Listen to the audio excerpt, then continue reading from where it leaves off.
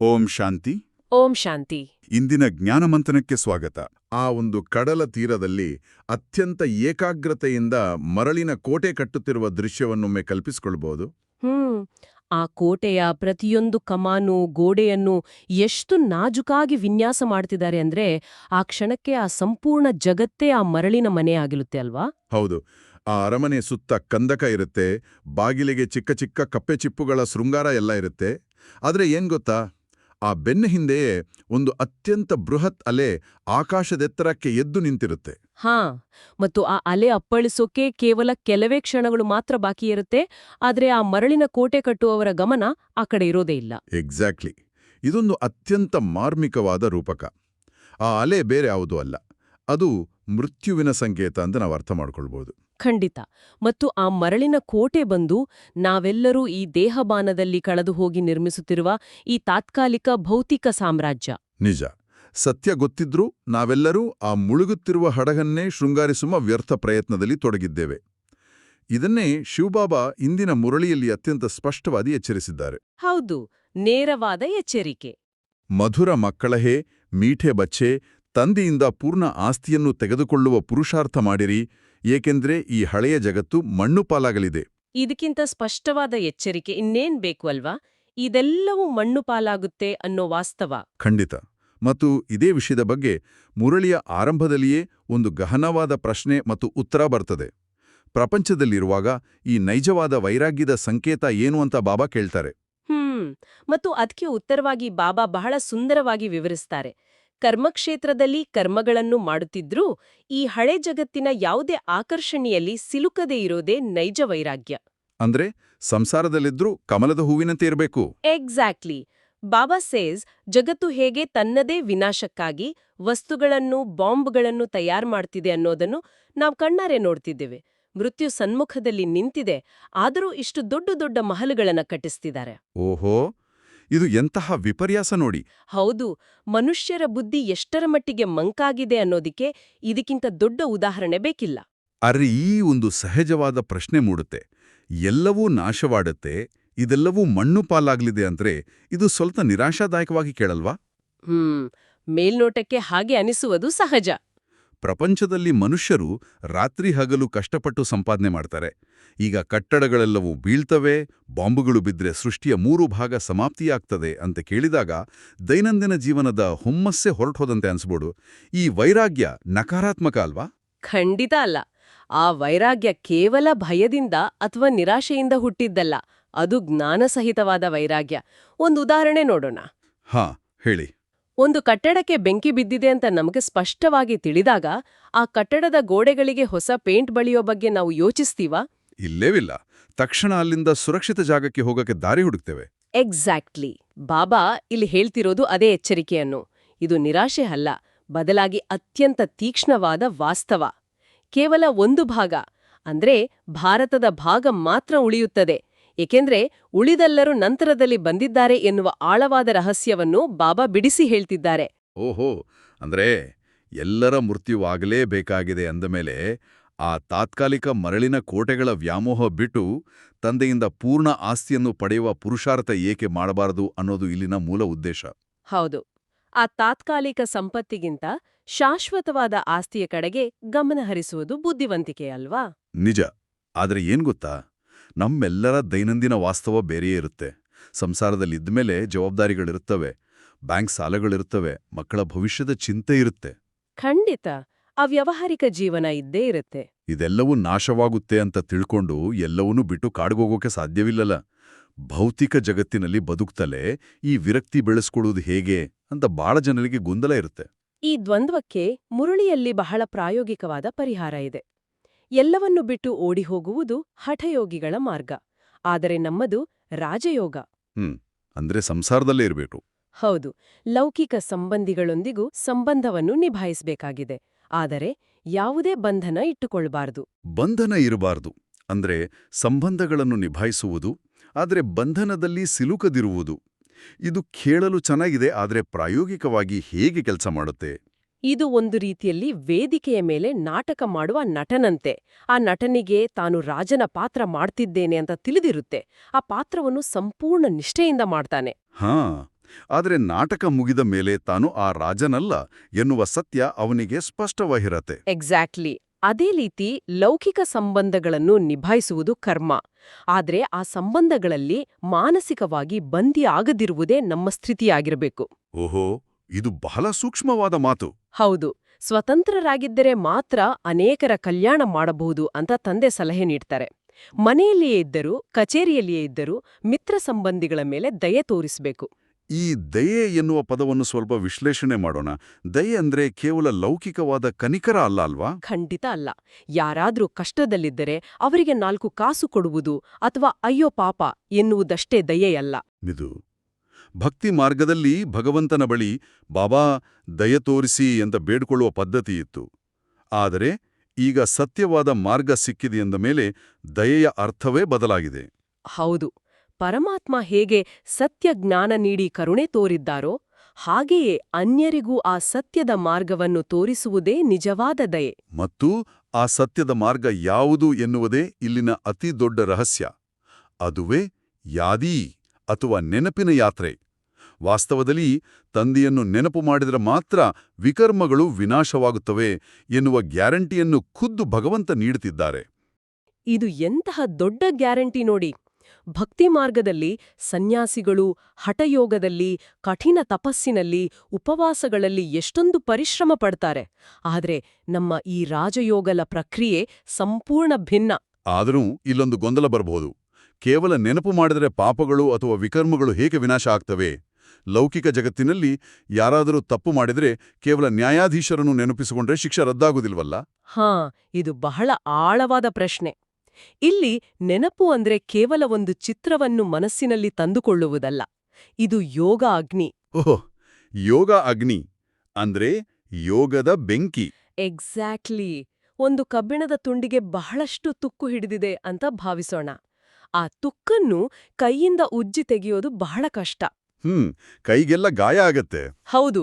ಆದ್ರೆ ಆ ಕಬ್ಬಿಣವನ್ನು ನೇರವಾಗಿ ಬೆಂಕಿಯ ಕುಲುಮೆಗೆ ಹಾಕಿದ್ರೆ ಆ ಬೆಂಕಿಯ ತಾಪಕ್ಕೆ ತುಕ್ಕು ತನ್ನಿಂದ ತಾನೇ ಕರಗಿ ಹೋಗುತ್ತೆ ಮತ್ತು ಕಬ್ಬಿಣ ಶುದ್ಧವಾಗತ್ತೆ. ಎಂಥ ಅದ್ಭುತವಾದ ಹೋಲಿಕೆ! ಅಂದ್ರೆ ಆತ್ಮದ ಮೇಲಿರುವ ಜನ್ಮಜನ್ಮಾಂತರಗಳ ವಿಕರ್ಮಗಳೆಂಬ ತುಕ್ಕು ಆ ಪರಮಪಿತನ ಪರಮ ಪವಿತ್ರತೆಯ ಕಂಪನಗಳೊಂದಿಗೆ ಸಂಪರ್ಕ ಬೆಳೆಸಿದಾಗ ಆ ಯೋಗಾಗ್ನಿಯಲ್ಲಿ ಭಸ್ಮವಾಗುತ್ತೆ. ಖಂಡಿತ. ಹೇ ಪ್ರಿಯತಮೆಯರೇ, ಭಕ್ತಿ ಮಾರ್ಗದಲ್ಲಿ ಬಹಳ ನೆನಪು ಮಾಡಿದಿರಿ. ಆದ್ರೆ ಈಗ ವಾಸ್ತವಿಕವಾಗಿ ನನ್ನನ್ನು ನೆನಪು ಮಾಡಿದ್ರೆ ಪಾಪಗಳು ನಾಶವಾಗ್ತವೆ ಅಂತ ಪ್ರಿಯತಮ ಕರಿತಿದ್ದಾನೆ. ಮತ್ತು ಏನ್ಗೊತ್ತಾ, ಈ ಯೋಗ ಅಗ್ನಿಯನ್ನು ಪ್ರಜ್ವಲಿಸಲು ನಾವು ಎಲ್ಲೋ ಒಂಟಿಯಾಗಿ ಕುಳಿತುಕೊಳ್ಬೇಕಿಲ್ಲ. ಬಾಬಾ ನೀಡುವ ಒಂದು ಸುಂದರವಾದ ಮಾರ್ಗದರ್ಶನ ಅಂದ್ರೆ ಎದ್ದೇಳಿ, ಕುಳಿತುಕೊಳ್ಳಿ, ಕರ್ಮೇಂದ್ರಿಯಗಳಿಂದ ಭಲೆ ಕರ್ಮವನ್ನು ಮಾಡಿ ಕೇವಲ ಬುದ್ಧಿಯೋಗವನ್ನು ತಂದೆಯೊಂದಿಗೆ ಜೋಡಿಸಿ. ಇದನ್ನೇ ಕರ್ಮಯೋಗ ಎನ್ನೋದು. ಆಫೀಸ್ನಲ್ಲಿ ಕಂಪ್ಯೂಟರ್ ಮುಂದೆ ಕೆಲಸ ಮಾಡುತ್ತಿದ್ರೂ, ಟ್ರಾಫಿಕ್ನಲ್ಲಿ ವಾಹನ ಚಲಾಯಿಸುತ್ತಿದ್ರೂ ಒಳ ಮನಸ್ಸಿನ ತಂತಿ ಆ ಭಗವಂತನೊಂದಿಗೆ ಜೋಡಣೆಯಾಗಿರಬೇಕು. ಹೌದು. ಇದನ್ನೇ ಇನ್ನೊಂದು ಮಗ್ಗುಲಿನಲ್ಲಿ ವಿಶ್ಲೇಷಣೆ ಮಾಡೋದಾದ್ರೆ ಭಕ್ತಿ ಮತ್ತು ಜ್ಞಾನದ ನಡುವಿನ ವ್ಯತ್ಯಾಸ ಇಲ್ಲೇ ಇರೋದು. ನಿಜ. ಬಾಬಾ ಬಹಳ ಗಹನವಾದ ಪಾಯಿಂಟ್ ಹೇಳ್ತಾರೆ.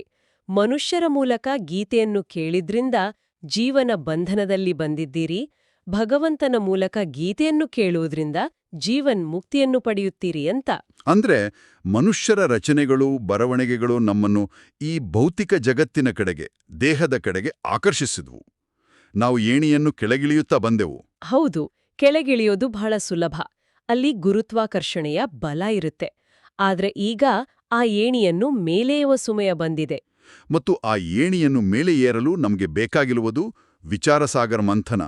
ಕೇವಲ ಯಾವುದನ್ನೋ ಕೇಳಿ ತಲೆ ಆಡಿಸಿ ಸುಮ್ಮನೆ ಆಗುವುದಲ್ಲ. ಎಕ್ಸಾಕ್ಟ್ಲಿ. ಕೇಳಿದ್ದನ್ನು ಒಳಗಿಳಿಸ್ಕೊಂಡು ಮಂಥನ ಮಾಡಬೇಕು. ವೇದ, ಶಾಸ್ತ್ರ, ಯಜ್ಞ, ತಪಸ್ಸು ಮಾಡೋದ್ರಿಂದ ಪಾಪ ನಾಶವಾಗುವುದಿಲ್ಲ ಅಂತ ಬಾಬಾ ಸ್ಪಷ್ಟಪಡಿಸಿದ್ದಾರೆ. ಕೆಳಗಿಳಿಯುತ್ತಲೇ ಬಂದೆವು, ಈಗ ಮೇಲೆ ಹೋಗಬೇಕಾಗಿದೆ. ಈ ಬದಲಾವಣೆಯನ್ನು ಅರ್ಥ ಮಾಡಿಕೊಳ್ಳಲು ಆ ಏಣಿಯ ಚಿತ್ರದ ಬಗ್ಗೆ ಬಾಬಾ ಬಹಳ ಸುಂದರವಾದ ಉದಾಹರಣೆ ನೀಡಿದ್ದಾರೆ. ಹೌದು. ಆಧ್ಯಾತ್ಮಿಕ ರಹಸ್ಯಗಳನ್ನು ಹೊಸಬರಿಗೆ ಅರ್ಥೈಸಲು ಆ ಏಣಿಯ ಚಿತ್ರ ಎಷ್ಟೊಂದು ಪ್ರಬಲವಾದ ಸಾಧನ ಅಲ್ವಾ? ಖಂಡಿತ. ಚಿಕ್ಕ ಮಕ್ಕಳಿಗೆ ಆನೆಯನ್ನು ವಿವರಿಸಬೇಕಾದರೆ ದೊಡ್ಡ ಆನೆಯನ್ನು ತಂದು ನಿಲ್ಲಿಸಲು ಸಾಧ್ಯವಿಲ್ಲ. ನಿಜ. ಒಂದು ಸಣ್ಣ ಚಿತ್ರವನ್ನು ತೋರಿಸಿ ಇದು ಆನೆ ಅಂತ ಕಲಿಸಿದ್ರೆ ಆನೆಯನ್ನು ನೋಡಿದ ತಕ್ಷಣ ಆ ಚಿತ್ರ ನೆನಪಿಗೆ ಬರುತ್ತೆ. ಹಾಗೆಯೇ ಬೃಹತ್ತಾಗಿರುವ ವೈಕುಂಠವನ್ನು, ಅಲ್ಲಿನ ವಜ್ರ ವೈಢೂರ್ಯಗಳ ಮಹಲುಗಳನ್ನು ಮತ್ತು ಈ ಇಡೀ ಜಗತ್ತು ಹೇಗೆ ಸಾಹುಕಾರನಿಂದ ಬಡದೇಶವಾಯಿತು ಅಂತ ವಿವರಿಸಲು ಇದು ಸಹಾಯ ಮಾಡುತ್ತೆ. ಹೌದು, ಮತ್ತೆ ಪುನಃ ಬಡವನಿಂದ ಸಾಹುಕಾರನಾಗಬೇಕಾಗಿದೆ ಎಂಬ ಕಾಲಚಕ್ರದ ಸತ್ಯವನ್ನು ವಿವರಿಸಲು ಈ ಸಣ್ಣ ಚಿತ್ರಗಳು ದಾರಿದೀಪವಾಗಿವೆ. ಈ ಮಾಡಲ್ಪಟ್ಟಿರುವ ನಾಟಕದ ರಹಸ್ಯವನ್ನು ಇತರರಿಗೆ ತಿಳಿಸುವುದರಿಂದ ನಮ್ಮ ಬುದ್ಧಿಯೂ ಚುರುಕಾಗುತ್ತೆ. ಆದರೆ ಹೀಗೆ ಸೇವೆ ಮಾಡುವಾಗ, ಜ್ಞಾನವನ್ನು ಹಂಚುವಾಗ ಎದುರಾಗುವ ಒಂದು ದೊಡ್ಡ ಸವಾಲಿನ ಬಗ್ಗೆಯೂ ಬಾಬಾ ಎಚ್ಚರಿಸಿದ್ದಾರೆ. ಆ ಸವಾಲು ಏನು ಅಂತಂದ್ರೆ, ಕೆಲವು ಸೇವಾ ಕೇಂದ್ರಗಳಲ್ಲಿ ಅಂದ್ರೆ ಎಲ್ಲರೂ ಆಧ್ಯಾತ್ಮಿಕ ಪಥದಲ್ಲಿರುವ ಜಾಗದಲ್ಲಿಯೇ ಅಶಾಂತಿ ಹರಡುತ್ತೆ. ವಾಯುಮಂಡಲವೇ ಹಾಳಾಗ್ಬಿಡುತ್ತೆ ಎಂದು ಹೇಳಿದ್ದಾರೆ. ಇದು ಹೇಗ್ ಸಾಧ್ಯ? ಎಲ್ಲರೂ ಜ್ಞಾನದಲ್ಲಿದ್ದಾಗಲೂ ಅಶಾಂತಿ ಹೇಗ್ ಬರುತ್ತೆ? ಇದು ಅತ್ಯಂತ ಸೂಕ್ಷ್ಮವಾದ ಕರ್ಮದ ಲೆಕ್ಕಾಚಾರ. ಇಲ್ಲಿ ಸೂಕ್ಷ್ಮವಾದ ದೇಹಭಾನ್ ಅಥವಾ ಅಹಂಕಾರ ಕೆಲಸ ಮಾಡುತ್ತೆ. ಅಂದ್ರೆ ನಾನು ಸೇವೆ ಮಾಡ್ತಿದ್ದೇನೆ ಅನ್ನೋ ಅಹಂಕಾರ. ಎಕ್ಸಾಕ್ಟ್ಲಿ. ನನ್ನಂದಲೇ ಎಲ್ಲವೂ ನಡೆಯುತ್ತಿದೆ ಎನ್ನುವ ಅಹಂಕಾರ ಬಂದಾಗ ಬುದ್ಧಿಯೋಗ ಅಲೆಯಲು ಶುರುವಾಗುತ್ತೆ. ಅಂಥವರು ಸಂಸ್ಥೆಗೆ, ವಾಯುಮಂಡಲಕ್ಕೆ ನಷ್ಟವನ್ನು ಉಂಟು ಮಾಡ್ತಾರೆ. ಅದಕ್ಕೆ ಬಾಬಾ ಬಹಳ ಕಟ್ಟುನಿಟ್ಟಾಗಿ ಹೇಳ್ತಾರೆ, ತಮ್ಮ ಸ್ಥಿತಿಯನ್ನು ನೋಡಿಕೊಳ್ಳಿ ಅಂತ. ಇದು ಕೇವಲ ಇತರರ ಮೇಲಿನ ಪ್ರಭಾವ ಅಲ್ಲ, ಸ್ವಯಂ ತಮಗೂ ಮಾಡುವ ನಷ್ಟ. ದಿನೇ ದಿನೇ ಸಾಕ್ಷಾತ್ಕಾರಗಳು ಹೆಚ್ಚಾಗ್ತವೆ. ಪಾಪ ಮಾಡಿದವರಿಗೆ ಶಿಕ್ಷೆ ಆಗುವಾಗ ಅಯ್ಯೋ ನಾವು ಸುಮ್ಮನೆ ಪಾಪ ಮಾಡದೇವು ಅಂತ ಪಶ್ಚಾತ್ತಾಪ ಪಡುವ ಸಮಯ ಬರುತ್ತೆ. ಹೌದು, ಆದ್ರೆ ಆ ಪಶ್ಚಾತ್ತಾಪದ ಹೊರೆ ಇಳಿಸ್ಕೊಳ್ಳಲು ಬಾಬಾ ಒಂದು ದಾರಿ ತೋರಿದ್ದಾರೆ. ತಪ್ಪುಗಳನ್ನು ಮುಚ್ಚಿಡುವುದು ಒಂದು ದೊಡ್ಡ ಕಾಯಿಲೆ. ಕೆಲವರು ಸ್ವಯಂ ಅನುಭವ ಮಾಡಿಯೋ ನಮ್ಮ ಹವ್ಯಾಸ ಹೋಗುತ್ತಿಲ್ಲ ಅಂತ ಹೇಳ್ತಾರೆ. ನಿಜ. ತಂದೆಗೆ ತಿಳಿಸಿ ಪ್ರಾಯಶ್ಚಿತ್ತ ಮಾಡಿಕೊಳ್ಳೋದ್ರಿಂದ ಶಿಕ್ಷೆಯ ತೀವ್ರತೆ ಸ್ವಲ್ಪ ಕಡಿಮೆಯಾಗುತ್ತೆ. ಇಲ್ಲದಿದ್ರೆ ಆ ಪಾಪ ಒಳಗೊಳಗೆ ಕ್ಯಾನ್ಸರ್ನಂತೆ ವೃದ್ಧಿಯಾಗ್ತಲೇ ಇರುತ್ತೆ. ಓಹೋ, ಇದು ಮಾಯೆಯ ಅತಿ ದೊಡ್ಡ ಪ್ರಭಾವ ಅಲ್ವಾ? ಖಂಡಿತ. ಕೆಲವರು ಬಹಳ ಅದ್ಭುತವಾಗಿ ಸರ್ವೀಸ್ ಮಾಡ್ತಾರೆ, ಇನ್ನು ಕೆಲವರು ಸೇವಾಭಂಗ ಮಾಡ್ತಾರೆ. ಯಾರು ಕಲ್ಯಾಣಕಾರಿಗಳಾಗಿದ್ದಾರೋ, ಯಾರು ಅಂಧರಿಗೆ ಊರುಗೋಲಾಗಿದ್ದಾರೋ ಅಂತಹ ಬಹದೂರ್ ಮಕ್ಕಳ ಮಹಿಮೆಯನ್ನು ಸ್ವಯಂ ತಂದೆಯೇ ಮಾಡ್ತಾರೆ. ಈ ಯುದ್ಧದಲ್ಲಿ ಯಾವುದೇ ಕತ್ತಿ ಗುರಾಣಿಗಳಿಲ್ಲ.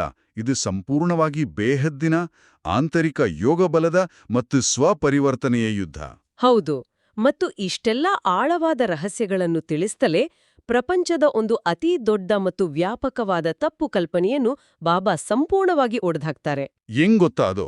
ಅದೇ ಒಳಗಡೆ ಪರಮಾತ್ಮನಿದಾನೆ ಅಥವಾ ಆತ್ಮವೇ ಪರಮಾತ್ಮನಾಗಿ ಬಿಡುತ್ತದೆ ಎಂಬ ಭ್ರಮೆ. ನಿಜ. ಪರಮಾತ್ಮನಿಗೆ ಎಂದಿಗೂ ಪಾಪ ಅಂಟುವುದಿಲ್ಲ ಎನ್ನುವ ಸತ್ಯವನ್ನು ಇಲ್ಲಿ ಎತ್ತಿ ತೋರಿಸಿದ್ದಾರೆ. ಎಷ್ಟೊಂದು ತಾರ್ಕಿಕವಾದ ವಿವರಣೆ ಇದು. ಯೋಚಿಸಿ ನೋಡಿ, ಪ್ರತಿಯೊಬ್ಬರ ಒಳಗೂ ಭಗವಂತನಿದ್ದರೆ ಜಗತ್ತಿನಲ್ಲಿ ಇಷ್ಟೊಂದು ಪಾಪ, ದುಃಖ, ಅಶಾಂತಿ ಏಕೆ ಇರುತ್ತಿತ್ತು? ಖಂಡಿತ. ಭಗವಂತ ಪಾಪ ಮಾಡಲು ಸಾಧ್ಯವೇ ಇಲ್ಲ. ಮನುಷ್ಯರೇ ಪಾಪಾತ್ಮ ಮತ್ತು ಪುಣ್ಯಾತ್ಮರಾಗ್ತಾರೆ ಹೊರತು ಪರಮಾತ್ಮನಲ್ಲ. ಯಾರು ಮೊದಲು ಸತೋಪ್ರಧಾನ ಆಗಿದ್ದರೋ ಅವರೇ ಈಗ ಜನ್ಮಗಳನ್ನು ತೆಗೆದುಕೊಂಡು ತಮೋಪ್ರಧಾನ ಆಗಿದ್ದಾರೆ. ಹೌದು, ಅವರ ತನುವಿನಲ್ಲಿ ಅಂದ್ರೆ ಬ್ರಹ್ಮ ಬಾಬಾವರ ತನುವಿನಲ್ಲಿ ತಂದೆ ಕುಳಿತು ಅವರಿಗೆ ಶ್ರೀಮತ್ ನೀಡಿ ಮತ್ತೆ ಅವರನ್ನು ಸತೋಪ್ರಧಾನಾಗಿ ಪರಿವರ್ತನೆ ಮಾಡುತ್ತಿದ್ದಾರೆ. ಭಗವಂತ ಎಂದಿಗೂ ಪುನರ್ಜನ್ಮದ ಚಕ್ರದಲ್ಲಿ ಬರೋದಿಲ್ಲ ಎನ್ನುವುದೇ ಇಲ್ಲಿನ ಗಹನವಾದ ಸತ್ಯ. ಎಕ್ಸಾಕ್ಟ್ಲಿ. ಹಾಗಾಗಿ ಸಂಪೂರ್ಣವಾಗಿ ಆ ಶ್ರೀಮತ್ನ ಮೇಲೆ ನಡೆಯುವುದು ನಮ್ಮ ಅತೀ ದೊಡ್ಡ ಕರ್ತವ್ಯ. ತಂದೆ ಬ್ರಹ್ಮ ಮುಖವಂಶಾವಳಿ ಬ್ರಾಹ್ಮಣರಿಗೆ ರಾಜಯೋಗವನ್ನು ಕಲಿಸಿ ದೇವಿ ದೇವತೆಗಳನ್ನಾಗಿ ಮಾಡುವ ಆ ಭವ್ಯವಾದ ಹೊಸ ಜಗತ್ತು ಈಗ ಸ್ಥಾಪನೆಯಾಗ್ತಿದೆ. ಯೋಗಬಲದಿಂದ ಪಂಚವಿಕಾರಗಳನ್ನು ಗೆದ್ದು ಜಗಜ್ಜೀತರಾಗುವ ಸಮಯವಿದು. ಈ ಎಲ್ಲಾ ಜ್ಞಾನ ಮಂಥನಗಳ ಮೂಲಕ ನಮ್ಮ ಸ್ಥಿತಿಯನ್ನು ಭದ್ರಪಡಿಸಿದ ನಂತರ ಆ ಪರಮಪಿತನ ಅತಿ ಮಧುರವಾದ, ವಾತ್ಸಲ್ಯ ಭರಿತವಾದ ಸಂದೇಶವನ್ನು ಸ್ವೀಕರಿಸುವ ಸಮಯ ಬಂದಿದೆ. ಖಂಡಿತ. ಯಾವುದೇ ವಿಶ್ಲೇಷಣೆ ಇಲ್ಲದೆ ಆ ವಾಕ್ಯಗಳ ಶಕ್ತಿಯನ್ನು ಹಾಗೆಯೇ ಅನುಭವಿಸೋಣ. ಮಧುರಾತಿ ಮಧುರ ಅಗಲಿ ಹೋಗಿ ಮರಳಿ ಸಿಕ್ಕಿರುವ ಮಕ್ಕಳ ಪ್ರತಿ ಮಾತಾಪಿತ, ಬಾಬ್ದಾದಾರರ ನೆನಪು, ಪ್ರೀತಿ ಹಾಗೂ ಸುಪ್ರಭಾತ. ಆತ್ಮಿಕ ಮಕ್ಕಳಿಗೆ ಆತ್ಮಿಕ ತಂದೆಯ ನಮಸ್ತೆ. ಈ ಮಧುರವಾದ ವಾತ್ಸಲ್ಯವನ್ನು ಹೃದಯದಲ್ಲಿ ತುಂಬಿಕೊಳ್ಳುತ್ತಾ ಇಂದಿನ ಮುರಳಿಯ ಈ ಗಹನವಾದ ವಿಚಾರಗಳನ್ನು ನಮ್ಮ ದೈನಂದಿನ ಜೀವನದಲ್ಲಿ ಅಳವಡಿಸಿಕೊಳ್ಳುವುದು ಹೇಗೆ ಎನ್ನುವ ವಾಸ್ತವಿಕತೆಗೆ ಬರೋಣ. ಹೌದು, ಧಾರಣೆಯ ಕಡೆಗೆ ಗಮನ ಹರಿಸೋಣ. ಧಾರಣೆಯ ಮೊದಲ ಪಾಯಿಂಟ್ನಲ್ಲಿ ಬಂಧನ ಮುಕ್ತರಾಗಿ ತಂದೆಯ ಸೇವೆಯಲ್ಲಿ ತೊಡಗಬೇಕಾಗಿದೆ. ದಯಾಹೃದಯಿಗಳಾಗಿ ಅನೇಕರಿಗೆ ಮಾರ್ಗ ತಿಳಿಸಿ ಅಂಧರಿಗೆ ಊರುಗೋಲಾಗಬೇಕಾಗಿದೆ. ಅಂಧರಿಗೆ ಊರುಗೋಲಾಗುವುದು ಅಂದ್ರೆ ಕೇವಲ ದೈಹಿಕ ದೃಷ್ಟಿ ಇಲ್ಲದವರ ಬಗ್ಗೆ ಮಾತ್ರ ಅಲ್ವಾ? ಖಂಡಿತ ಅಲ್ಲ. ಯಾರು ಜ್ಞಾನದ ಬೆಳಕಿಲ್ಲದೆ ಅಜ್ಞಾನದ ಕತ್ತಲೆಯಲ್ಲಿ ತಡಕಾಡುತ್ತಿದ್ದಾರೋ ಅವರಿಗೆ ದಾರಿದೀಪವಾಗುವುದು. ನಮಗೆ ಜ್ಞಾನದ ಕಣ್ಣು ಸಿಕ್ಕಿದೆ, ಈಗ ನಮ್ಮ ನಡವಳಿಕೆ ಇತರರಿಗೆ ಮಾರ್ಗದರ್ಶಕವಾಗಬೇಕು. ಮತ್ತು ಧಾರಣೆಯ ಇನ್ನೊಂದು ಕಡೆ ಈ ಶರೀರದಿಂದ ಮಮತ್ವವನ್ನು ತೆಗೆದು ಜೀವಿಸಿದ್ದಂತೆಯೇ ಸಾಯಬೇಕಾಗಿದೆ ಅಂತ ಬಾಬಾ ಹೇಳ್ತಾರೆ. ಕಾಯಿಲೆಯ ಸಮಯದಲ್ಲಿಯೂ ಒಬ್ಬ ತಂದೆಯ ನೆನಪಿರಲಿ, ಆಗ ವಿಕರ್ಮಗಳು ವಿನಾಶವಾಗುವೋ ಅಂತಾರೆ. ಇದು ಆಧುನಿಕ ಜೀವನಕ್ಕೆ ಬಹಳ ಅನ್ವಯವಾಗುತ್ತೆ ನೋಡಿ. ಜೀವಿಸಿದ್ದಂತೆಯೇ ಸಾಯುವುದು ಅಂದ್ರೆ ಬಹಳ ಕಠಿಣ ಅಂತ ಅನ್ಸಬಹುದು. ಹೌದು, ಅಂದ್ರೆ ಏನು ಇದರ ಅರ್ಥ? ಜೀವಿಸಿದ್ದಂತೆಯೇ ಸಾಯುವುದು ಅಂದ್ರೆ ನಮ್ಮ ಹಳೆಯ ಸಂಸ್ಕಾರಗಳಿಗೆ, ಆ ದೇಹಾಭಿಮಾನಕ್ಕೆ ಮತ್ತು ಬೇರೆಯವರು ನಮ್ಮ ಬಗ್ಗೆ ಏನು ಯೋಚಿಸುತ್ತಾರೆ ಎನ್ನುವ ಅಹಂಕಾರಕ್ಕೆ ಮುಕ್ತಾಯ ಹಾಡುವುದು. ಓಹೋ, ಅಂದ್ರೆ ಆ ಲೌಕಿಕ ಆತಂಕಗಳು. ಹೌದು. ಉದಾಹರಣೆಗೆ, ನಮಗೆ ಎದುರಾಗುವ ಉದ್ಯೋಗದ ಒತ್ತಡ ಅಥವಾ ಸಾಮಾಜಿಕ ಮಾಧ್ಯಮಗಳಲ್ಲಿ ಸಿಗುವ ಮನ್ನಣೆಯ ಹಂಬಲ ಇವೆಲ್ಲವೂ ದೇಹಾಭಿಮಾನದ ರೂಪಗಳೇ. ಇವುಗಳಿಂದ ಬೇರ್ಪಟ್ಟು ನಾನು ಕೇವಲ ಒಂದು ಆತ್ಮ ಎನ್ನುವ ಸ್ಥಿತಿಯಲ್ಲಿರುವುದೇ ಜೀವಿಸಿದ್ದಂತೆಯೇ ಸಾಯುವುದು. ವಿಶೇಷವಾಗಿ ಕಾಯಿಲೆಯ ಸಮಯದಲ್ಲಿ ಶರೀರದ ಸೆಳೆತ ಬಹಳ ಹೆಚ್ಚಿರುತ್ತಲ್ವಾ? ನಿಜ. ಆ ನೋವಿನಲ್ಲೂ ಆತ್ಮಿಕ ಸ್ಥಿತಿಯಲ್ಲಿ ನಿಂತು ತಂದೆಯನ್ನ ನೆನಪು ಮಾಡಿದ್ರೆ ಆ ಭೌತಿಕ ಕಾಯಿಲೆಯೂ ಯೋಗಾಗ್ನಿಯಾಗಿ ಪರಿವರ್ತನೆಯಾಗಿ ಹಳೆಯ ಲೆಕ್ಕಾಚಾರಗಳು ಚುಕ್ತ ಆಗ್ತವೆ.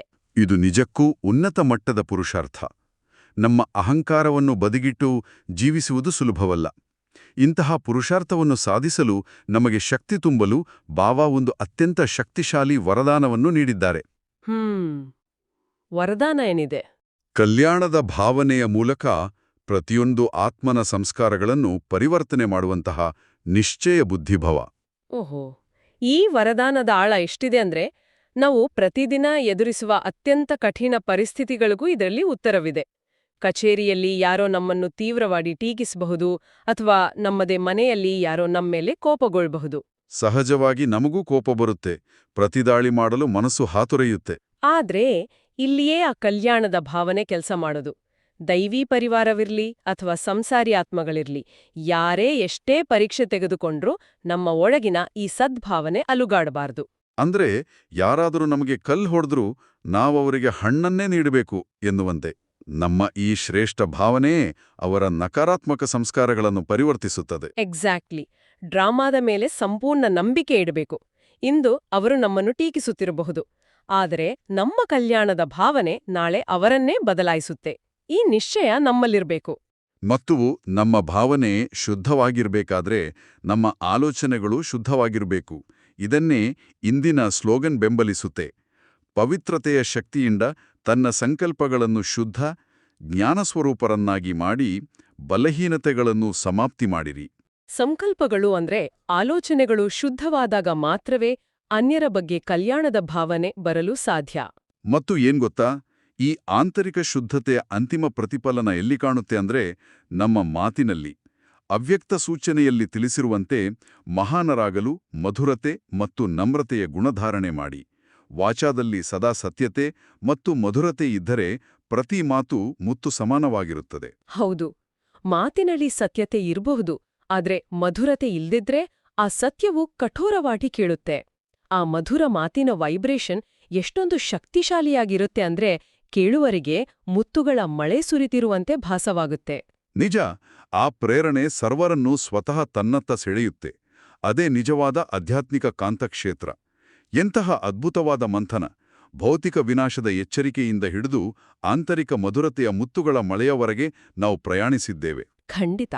ಈಗ ಈ ಎಲ್ಲಾ ದಿವ್ಯ ರಹಸ್ಯಗಳನ್ನು ನಮ್ಮ ಒಳಗೆ ಆಳವಾಗಿ ಬೇರೂರಿಸುವ ಸಮಯ. ಜಗತ್ತಿನ ಗದ್ದಲಗಳನ್ನು, ಬುದ್ಧಿಯ ಓಟವನ್ನು ಸ್ವಲ್ಪ ಹೊತ್ತು ನಿಲ್ಲಿಸಿ ಶಾಂತಿಯ ಸಾಗರದತ್ತ ಮುಖ ಮಾಡೋಣ. ನಾವೆಲ್ಲರೂ ಈ ಕ್ಷಣ ನಮ್ಮ ಭೌತಿಕ ಶಬ್ದಗಳಿಂದ ದೂರ ಸರಿದು ಆಂತರಿಕ ಮೌನದ ಕಡೆಗೆ ಹೆಜ್ಜೆ ಹಾಕೋಣ. ಸಂಪೂರ್ಣವಾಗಿ ರಿಲ್ಯಾಕ್ಸ್ ಆಗಿ ದೇಹದ ಎಲ್ಲ ಆಯಾಸ, ಒತ್ತಡಗಳನ್ನು ಬಿಟ್ಟುಬಿಡಿ. ಕಣ್ಣುಗಳನ್ನು ನಿಧಾನವಾಗಿ ಮುಚ್ಚಿ ಅಥವಾ ದೃಷ್ಟಿಯನ್ನು ಒಂದೇ ಕಡೆ ಸ್ಥಿರಗೊಳಿಸಿ. ಈಗ ನಮ್ಮ ಒಳಪ್ರಜ್ಞೆಯಲ್ಲಿ ಹಣೆಯ ಮಧ್ಯದಲ್ಲಿ ಹೊಳೆಯುತ್ತಿರುವ ಒಂದು ದಿವ್ಯವಾದ, ಸೂಕ್ಷ್ಮವಾದ ಚೈತನ್ಯ ಜ್ಯೋತಿಯನ್ನು ನೋಡೋಣ. ನಾನು ನಾಶವಿಲ್ಲದ ಶಕ್ತಿಶಾಲಿ ಆತ್ಮ. ನನ್ನ ಮೂಲ ಸ್ವರೂಪವೇ ಶಾಂತಿ. ನಾನು ಕೇವಲ ಈ ದೇಹದ ಪಾತ್ರಧಾರಿಯಲ್ಲ. ನಾನು ಅನಂತತೆಯ ಪ್ರಯಾಣಿಕ. ಪರಂಧಾಮದಿಂದ ಬಂದಿರುವ ದೇವದೂತ. ಈಗ ಅನುಭವ ಮಾಡೋಣ. ಸರ್ವಶಕ್ತಿವಂತ ಕರುಣಾಸಾಗರ ಶಿವಬಾಬಾ ಅವರಿಂದ ಶುಭ್ರವಾದ ಚಿನ್ನದ ಬಣ್ಣದ ಕಿರಣಗಳು ನೇರವಾಗಿ ನಮ್ಮ ಮೇಲೆ ಸುರಿಯುತ್ತಿವೆ. ಆ ದಿವ್ಯ ಬೆಳಕು ನನ್ನ ಪ್ರತಿ ಸಂಕಲ್ಪವನ್ನು ಶುದ್ಧ ಮಾಡುತ್ತಿದೆ. ನನ್ನ ಮನಸ್ಸಿನಲ್ಲಿರುವ ಎಲ್ಲಾ ಹಳೆಯ ನೋವು, ನಿಂದನೆ, ಟೀಕೆಗಳ ಕಲೆಗಳು ಆ ಯೋಗ ಅಗ್ನಿಯಲ್ಲಿ ಸಂಪೂರ್ಣವಾಗಿ ಕರಗಿ ಹೋಗುತ್ತಿವೆ. ನನ್ನ ಅಂತರಂಗದಲ್ಲಿ ಈಗ ಕೇವಲ ಒಂದೇ ಒಂದು ಭಾವನೆ ಅಲೆಯಲೆಯಾಗಿ ಹೊರಹೊಮ್ಮುತ್ತಿದೆ. ಅದುವೇ ಕಲ್ಯಾಣದ ಭಾವನೆ. ಯಾರು ನನಗೆ ನೋವು ನೀಡಿದ್ದಾರೋ ಅವರಿಗೂ ಒಳ್ಳೆಯದಾಗಲಿ, ಯಾರು ನನ್ನನ್ನು ವಿರೋಧಿಸುತ್ತಿದ್ದಾರೋ ಅವರಿಗೂ ಶಾಂತಿ ಸಿಗಲಿ. ಎಂಥದ್ದೇ ಪರಿಸ್ಥಿತಿ ಬಂದರೂ ನನ್ನೊಳಗಿನ ಈ ಮಧುರತೆ ಮತ್ತು ನಮ್ರತೆ ಎಂದಿಗೂ ಅಲುಗಾಡುವುದಿಲ್ಲ. ನಾನು ಶುದ್ಧ ಸಂಕಲ್ಪದ ಶಕ್ತಿ ಸ್ವರೂಪ. ನಾನು ಸದಾಕಾಲ ನನ್ನ ತಂದೆಯ ಛತ್ರಛಾಯೆಯಲ್ಲಿದ್ದೇನೆ. ಇದೇ ನನ್ನ ಶ್ರೇಷ್ಠ ಸ್ವಮಾನ್. ಇದೇ ನನ್ನ ಅಚಲವಾದ ಸ್ಥಿತಿ. ಈ ದಿವ್ಯವಾದ ಪ್ರಶಾಂತತೆಯನ್ನು, ಈ ಮಧುರವಾದ ವೈಬ್ರೇಷನನ್ನು ಇಡೀ ದಿನ ನಮ್ಮೊಂದಿಗೆ ಕೊಂಡೊಯ್ಯೋಣ. ಓಂ ಶಾಂತಿ, ಶಾಂತಿ, ಶಾಂತಿ. ಓಂ ಶಾಂತಿ. ಆಳವಾದ ಶಾಂತಿಯ ಅನುಭವದಿಂದ ಪುನಃ ಈ ಕ್ಷಣಕ್ಕೆ ಬರೋಣ. ಆರಂಭದಲ್ಲಿ ನಾವು ಮಾತನಾಡಿದ ಆ ಮರಳಿನ ಕೋಟೆ ಮತ್ತು ಅಲೆಯ ಕಥೆಯನ್ನು ಈಗ ಇನ್ನೊಮ್ಮೆ ನೆನಪಿಸಿಕೊಳ್ಳೋಣ. ಅಲೆ ಅಪ್ಪಳಿಸುವುದು ಸತ್ಯ. ಆದರೆ ಆ ಅಲೆ ಬರುವ ಮುನ್ನವೇ ಆ ಮರಳಿನ ಮನೆಯ ಮೋಹವನ್ನು ಬಿಟ್ಟು ಅಲೆಗೆ ಸಿಗದಂತಹ, ಯಾರಿಗೂ ಕಸಿಯಲಾಗದಂತಹ ಶಾಶ್ವತವಾದ ಆಧ್ಯಾತ್ಮಿಕ ಆಸ್ತಿಯನ್ನು ಗಳಿಸುವುದು ನಮ್ಮ ಕೈಯಲ್ಲಿದೆ. ಹೌದು. ಬಾಬಾ ಹೇಳಿದ ಆ ಜೀವಿಸಿದ್ದಂತೆಯೇ ಸಾಯುವ ಕಲೆ ನಮಗೆ ಕರಗತವಾದ್ರೆ ಯಾವ ಅಲೆಯ ಭಯವೂ ನಮ್ಮನ್ನು ಕಾಡೋದಿಲ್ಲ. ಮತ್ತು ಆ ಶಾಶ್ವತ ಸಂಪತ್ತನ್ನು ಗಳಿಸುವ ಏಕೈಕ ಮಾರ್ಗವೇ ಮನ್ಮನಾಭಾವ್. ಕೇವಲ ಬುದ್ಧಿಯೋಗವನ್ನು ಆ ಪರಮಸತ್ಯದೊಂದಿಗೆ ಜೋಡಿಸಿ ಹಗುರಾಗಿ, ಮಧುರವಾಗಿ ಈ ಜೀವನದ ನಾಟಕವನ್ನು ನಿರ್ವಹಿಸೋಣ. ಖಂಡಿತ. ಇದೇ ನಮ್ಮ ಗುರಿಯಾಗಿರಬೇಕು. ಇಂದಿನ ಈ ಗಹನವಾದ ಜ್ಞಾನಮಂಥನದಲ್ಲಿ ಜೊತೆಯಾಗಿದ್ದಕ್ಕಾಗಿ ಧನ್ಯವಾದಗಳು. ದೈನಂದಿನ ಕೆಲಸಗಳಲ್ಲಿ ತೊಡಗುವಾಗಲೂ ಆಂತರಿಕ ಸ್ಥಿತಿ ಭದ್ರವಾಗಿರಲಿ, ಮಾತುಗಳು ಮುತ್ತುಗಳ ಮಳೆಯಂತೆ ಇರಲಿ ಮತ್ತು ನಾವೆಲ್ಲರೂ ಅಂಧರಿಗೆ ಊರುಗೋಲಾಗೋಣ. ಹೊರಗಿನ ಅಲೆ ಎಷ್ಟೇ ದೊಡ್ಡದಿರಲಿ, ಒಳಗಿನ ಕಲ್ಯಾಣದ ಭಾವನೆ ಅದನ್ನು ಎದುರಿಸುವ ಶಕ್ತಿಯಾಗಲಿ. ಪರಮಾತ್ಮನ ನೆನಪಿನ ಯಾತ್ರೆಯಲ್ಲಿ ಮುನ್ನಡೆಯುತ್ತಾ ಸದಾ ಜಾಗರೂಕರಾಗಿರೋಣ. ಇಂದಿನ ದಿನವಿಡೀ ನಾವು ಚರ್ಚಿಸಿದ ಈ ಅವ್ಯಕ್ತ ಸ್ಥಿತಿಯನ್ನು ಅನುಭವಿಸಲು ಪ್ರಯತ್ನಿಸೋಣ ಮತ್ತು ಬಾಬಾರವರ ವರದಾನದ ಹಸ್ತ ಸದಾ ನಮ್ಮ ತಲೆಯ ಮೇಲಿದೆ ಎಂಬ ಸ್ಮೃತಿಯಲ್ಲಿರೋಣ. ನಿಜ. ಇಂದಿನ ಈ ಚರ್ಚೆ ಎಲ್ಲರ ಆಧ್ಯಾತ್ಮಿಕ ಪಯಣಕ್ಕೆ ಸಹಕಾರಿಯಾಗಿದೆ ಎಂದು ನಾವು ನಂಬುತ್ತೇವೆ. ಎಲ್ಲರಿಗೂ ಈ ನಮ್ಮ ಮಾತುಕತೆ ಇಷ್ಟವಾದಲ್ಲಿ ದಯವಿಟ್ಟು ಈ ಜ್ಞಾನದ ಅಮೃತವನ್ನು ತಮ್ಮ ಆತ್ಮೀಯರಿಗೂ ಶೇರ್ ಮಾಡಿ. ಹೌದು. ಮತ್ತು ಇಂತಹ ದೈನಂದಿನ ಮುರಳಿ ಮಂಥನಕ್ಕಾಗಿ ನಮ್ಮ ಶಿವವಾಣಿ ಚಾನೆಲ್ ಅನ್ನು ಸಬ್ಸ್ಕ್ರೈಬ್ ಮಾಡಲು ಮರೆಯಬೇಡಿ. ಹಾಗಾದರೆ ನಾಳೆ ಮತ್ತೆ ಭೇಟಿಯಾಗೋಣ. ಅಲ್ಲಿಯವರೆಗೆ ಬಾಬಾರವರ ಸಿಹಿ ನೆನಪಿನಲ್ಲಿರಿ. ಓಂ ಶಾಂತಿ. ಓಂ ಶಾಂತಿ. ಓಂ ಶಾಂತಿ.